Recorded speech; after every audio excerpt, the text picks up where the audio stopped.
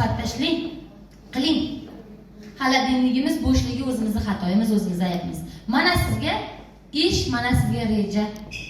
Hali dinligingiz to'ldirishingiz uchun.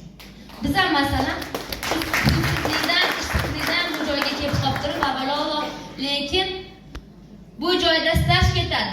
Pensioniy pulingizga pul o'tadi. Davlat tashkiloti, biznes ledi, yakka tartibdagi tadbirkor bo'lib bu joyda daromad olish imkoningiz bor. Hali televizorlarda ko'ramiz-ku, milliarderlar chek daftarchalarga yozib berishadi. Oliy ma'lumotli inson emasman. Oddiy uy bekalidan bu joyga kelib turib, har 15 kunda bankka borib o'sha milliarderlar chek daftarchasiga yozib qo'l qo'ygandek, Allohimga shukr, shunaqa qilib daromadlar olyapmiz. Oliy ma'lumotli bo'lishingiz shart emas ekan. Tashqarida kim bo'lishingiz muhim emas ekan. Bu joyga kelib, ustozlar aytganidek, o'qib o'rganib, o'qitib o'rgatish evaziga siz shu pullarni olish imkoniyatingiz bor ekan. Kerakmi hammamizga? Bugundan boshlaymizmi? Boshladik bo'lmasa.